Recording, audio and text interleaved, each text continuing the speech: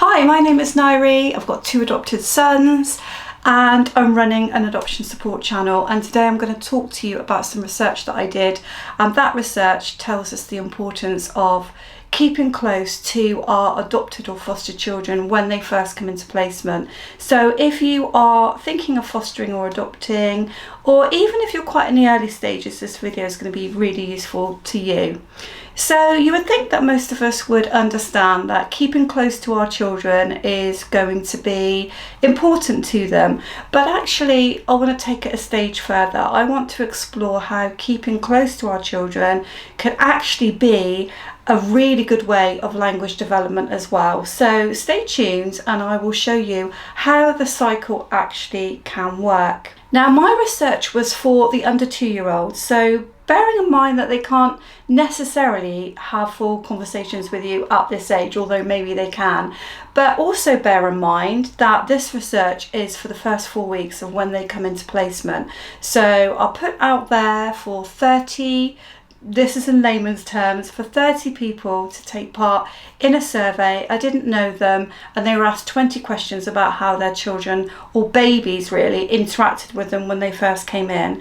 And the findings were really interesting, because what happens is often with children that come into placement, not always, they can dissociate. Now there's another video on my channel about what dissociation is, but it's really just disengaging with anything or anybody. So dissociation is not a nice thing actually, sort of mental health wise, for older people, adults.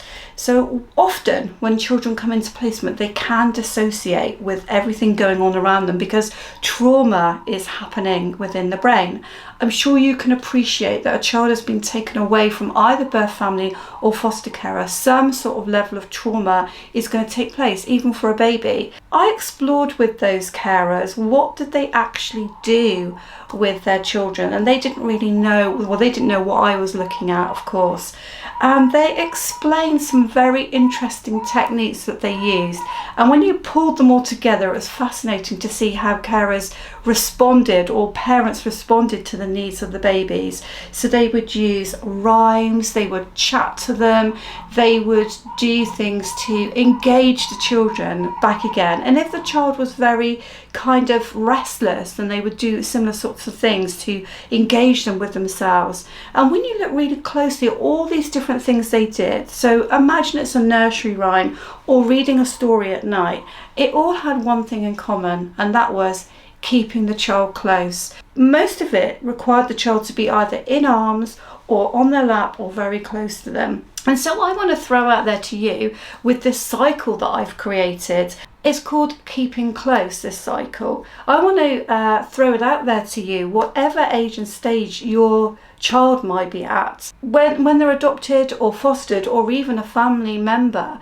young children need to be kept close, and that gives them a sense of security, which kind of unlocks and unravels their brains, if you like, if you want me to put it in a real layman's terms. It loosens them up because they feel close to that person. The warmth, the physicalness of it opens up them to more available mentally, and it also helps the carer. So back in the research, I show how that can have healing effects on the carer as well, or parent, because in the early days bonding can be quite difficult. So keeping the child close can then take it a stage further. It not only helps that child to feel secure and helps to heal the trauma, the research shows that there's a possibility that that's going to help language development as well, because the child is beginning to make the connections in the brain again that trauma takes away from a child. So if you look again back on my channel, you will see that trauma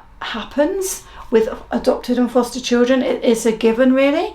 And whilst trauma is happening or has happened in the past, those connections in the brain just cannot happen. So let's just take this a stage further.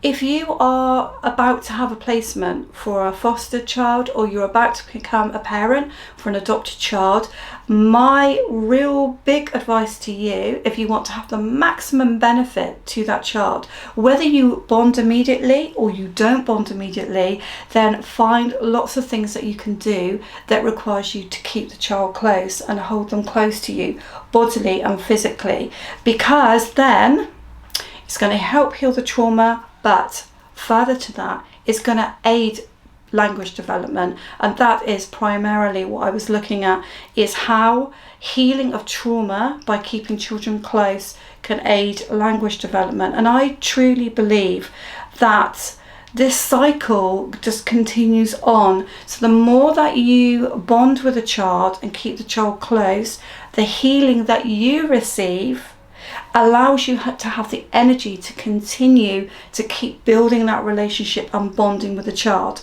and that in turn is going to really help their language development, even if they're really young, because that eye contact to the baby, that touch to the baby, that voice to the baby or under 2-year-old is going to stimulate the brain and send messages back to the baby's brain, and that is going to help language development, which is crucial to children who may be behind because of trauma. So thank you for listening. Subscribe if that was interesting to you. You will find therapeutic parenting on my channel. You'll find adoption and bonding. You'll find just adoption process, adoption topics. Some are more light touch, stories about our sons. You'll find it all on there.